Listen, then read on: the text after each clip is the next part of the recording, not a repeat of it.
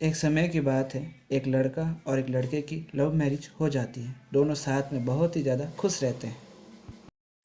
लेकिन एक दिन जब लड़का कमाने के लिए जा रहा था तो उसका एक कार से एक्सीडेंट हो जाता है। उस एक्सीडेंट में वो मर जाता है। जब ये बात उस लड़की को पता चलती है वो बहुत रोती है और उसे बहुत ही याद करती है। उसकी यादों को बनाए रखने के लिए वह उसके खून से सने हुए टी शर्ट को अपने पास रख लेती है। कुछ दिनों बाद वह लड़की धीरे धीरे वापस अपना जीवन उसके बिना जी रही थी। वो घर के काम करती थी, जैसे झाड़ू निकालना, पोछा लगाना और खाना बनाना आदि। जब वह घर के सारे काम कर लेती थी तब अपने पति के खून से सने हुए टी शर्ट को वह बार बार धोती थी, लेकिन वह खून के दाग कभी मिटते ही नहीं थे। अब यह लड़की काम करके रात को सोती थी तो इसे एक डरावना सपना आता था।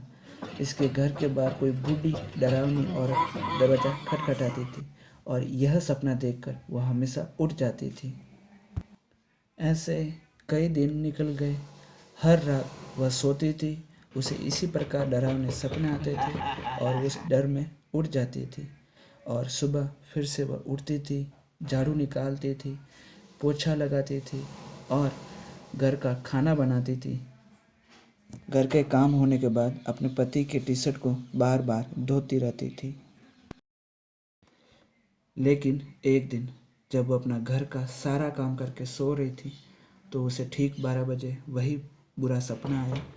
वह उठ गई तो उस समय उसके घर के दरवाजे पर किसी ने दस्तक दी। वह डर गई थी। डरते डरते उसने दरवाज़ा खोला तो उसके सामने वही बूढ़ी डरावनी औरत सामने खड़ी थी। तुम तो वही हो ना जो रोज मेरे सपनों में आती हो।